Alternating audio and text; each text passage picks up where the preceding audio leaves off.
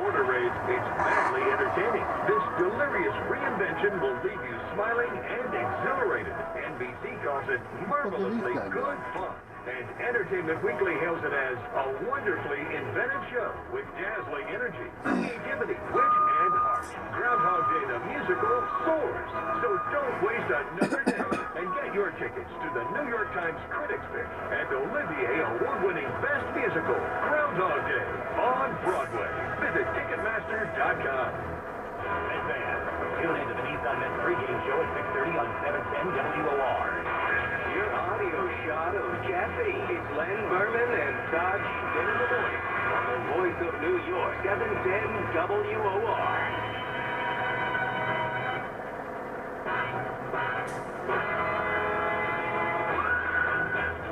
The question before our audience, Len, is where do you stand on Trump's proposal to cut corporate taxes from a 35% corporate tax rate? By the way, you know the corporate tax rate in this country is the highest in the world. I think we were tied with Japan, and I believe it was Japan that then cut their corporate tax rate, leaving us the country with the highest corporate tax rate on the planet.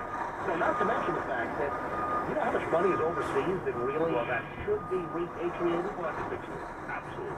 Trillions, right? Yeah. So Trump is pushing this, even if initially a cut from 35% to 15% the corporate tax rate, even if it does add to the federal deficit, the belief is that it will just rocket ride the economy and eventually that it will add more to the Treasury coffers. I was just looking at this tax foundation. They say the United States is the third highest general top marginal corporate tax rate in the world at 38.92%. It says U.S. rate is only exceeded by the United Arab Emirates and Puerto Rico. Yeah, well, Puerto Rico is a commonwealth of the United States. Yeah, I don't know how that fits in. By region, Europe has the lowest average corporate tax rate, 18.88%. What's the date on that? Because This is the year 2016. yeah, because I know that I've read for years now that we're the highest. So I don't know whether UAE comes in. I know I've read in the Wall Street Journal that we have, the highest corporate tax. Apparently, UAE has 55%, Puerto Rico is 39%. So, and Argentina's right behind us. There's something with the UAE. There must be some qualifier that doesn't. All right. Let's go to phones on this, though. The question is, where do you stand on cutting the corporate tax rate to 15% from 35%? How about Michael, Butler, New Jersey? Michael, you're on with Len and Todd. Hi. Hey, how's it going, guys? Go ahead. Yes. Yeah, I mean, I'm not your average 45-year-old. I've got a lot of ambitions, and cutting the corporate tax rate will open a lot more small businesses, a lot more already small businesses who are trying to expand, to nationwide levels or maybe even international levels.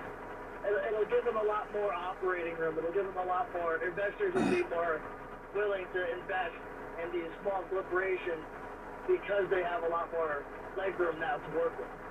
Well, that's the theory. And that's what the hope is. And listen, taxes are too high. Personal income tax rates are too high as well. The complication in our tax code is just ludicrous. It is ridiculous. That needs to be simplified as well. Just having a couple of brackets. But the loopholes are the issues. Well, and you got to get all these congressmen to agree to give up their pet projects. Well, we have a fraction of the loopholes that used to exist. For instance, you hear, back in the 1960s, the highest marginal tax rate was 90%. Well, back when you had a 90% marginal tax rate, you had deductions, and you had the highest folks, they were getting their taxes down to like an effective rate of in the 20s with all the deductions. All right, thanks, Michael. Let's check out Jeff, also in New Jersey. Jeff, you're on with Len and Todd. Good morning, Jeff.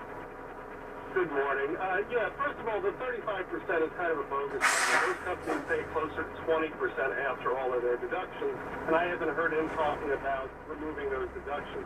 Secondly, most big corporations are already at record levels for profit. So you know what? You could give Google an extra $100 billion, and they're just they're not going to hire more.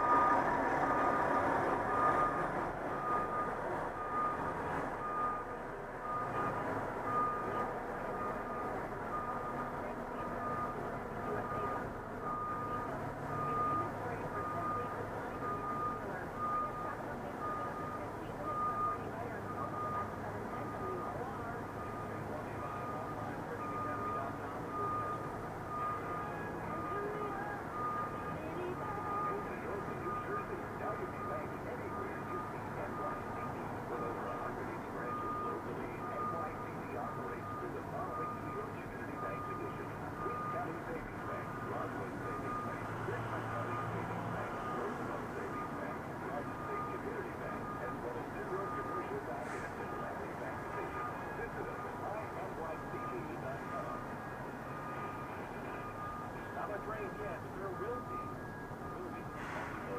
bunch of wind too. The winds will increase. They will continue. Periods of rain today. Winds to 30, 40 miles an hour. 53. Windy with periods of rain tonight. 51 degrees. Showers tomorrow morning, cloudy in the afternoon. Up to 55 degrees. Our daytime temperature is next. 52 with rain around. Early. 49 degrees. And tonight is Sebastian Braves. The Mets lured out the Atlanta Citizens, and their offense suffered in a weekend sweep at the hands of the Nationals. Terry Collins goes down to slugger back to begin a three-game series with the Braves tonight. The reason they will have to do the short game because if you remember last year, we ran into a similar situation. First game, really after 2 days off, he won't get hurt. So I want to make sure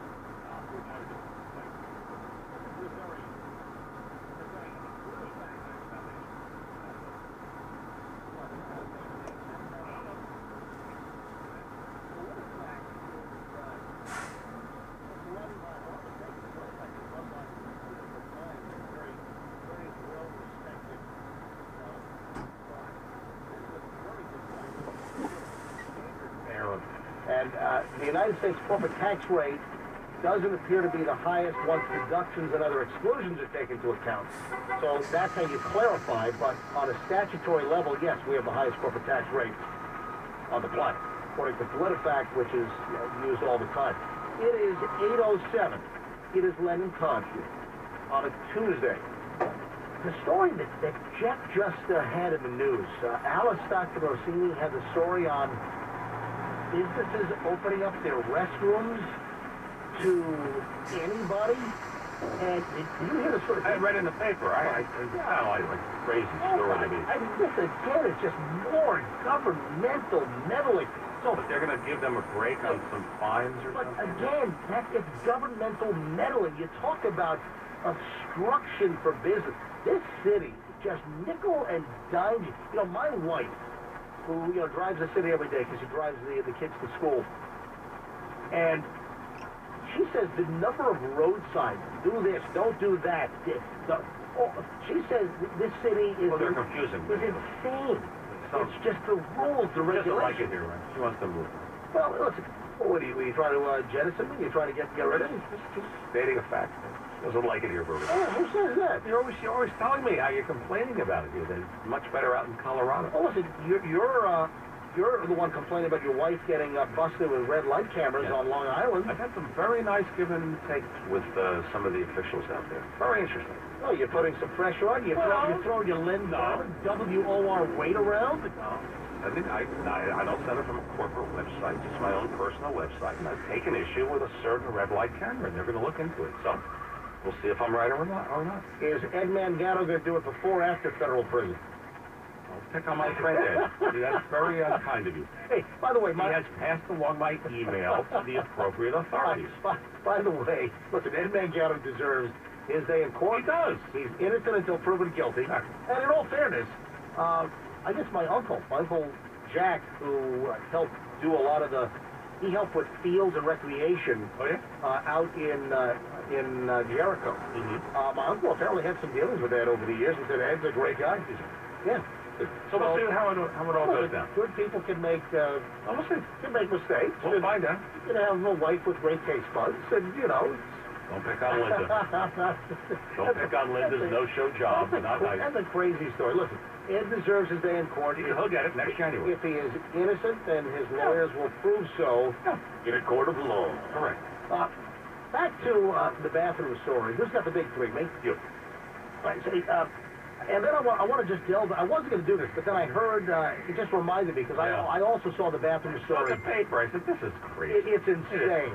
So just if you're a restaurant owner, you want the public just marching through your restaurant? Hold on to that thought. Some of the specific details are gross. Will make your skin crawl. I'm sure you're only too happy to read them. Well, it's in the Post this morning. You want me to censor it, Len?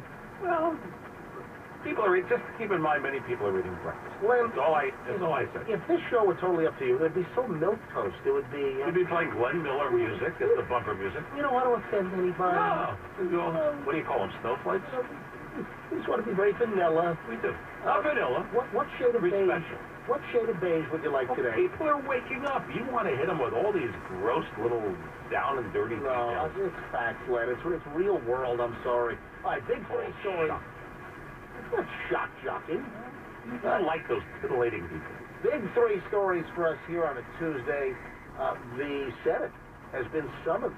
The entire 100-member U.S. Senate has been summoned to the White House. Actually, the meeting's going to be in the Eisenhower building tomorrow. And Trump has called the Senate in for a classified briefing on North Korea. So Mattis and Homeland Security, everyone. It's going to be just a big briefing.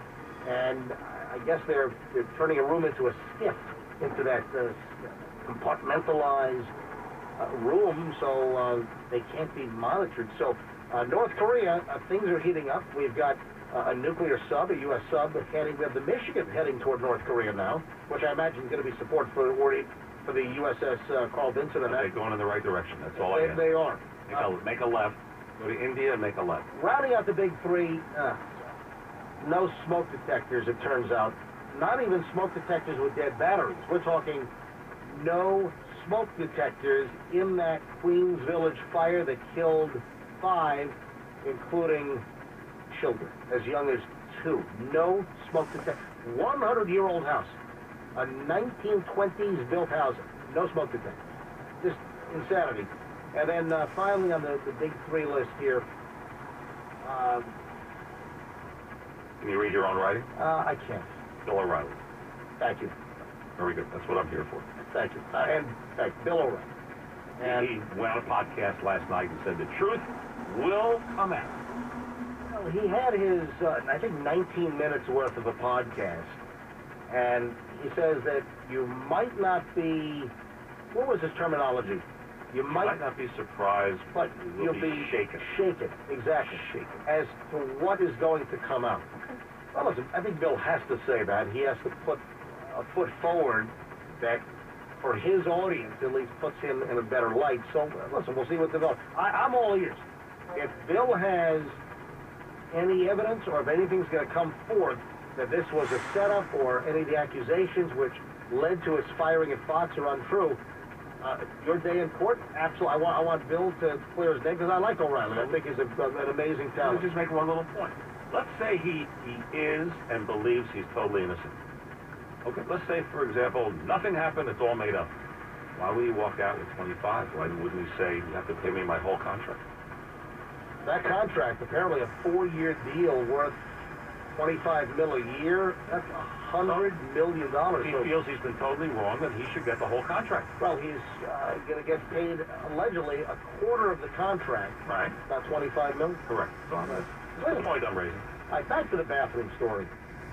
This is just, again, this is big government. This is just government with their boot heel on your neck. So I saw this in the Post, and Alice had a story on this in the top of the hour news. So the overview is that New York City businesses can have little small fines, little violations knocked away if they agree to open their bathrooms for public use. That'd be grand. You'd want to parade through your restaurant. Yeah. Are these high-end restaurants? No, well, Everyone is. Well, it's not just restaurants. It's just businesses in general. Oh, just all business. Oh, it's all businesses. Yeah. So a bodega, a store, for instance. Most of them don't have restrooms that their customers use, do they? Well, in a lot of cases, you'll see no restrooms for public use. They may have restrooms for staff members. The issue is that there is a lack in the city. I mean, look, where are the public restrooms? Just the street. All the streets are urinals. Well, that's duh. And subway steps and corners in the subway are urinals for the homeless.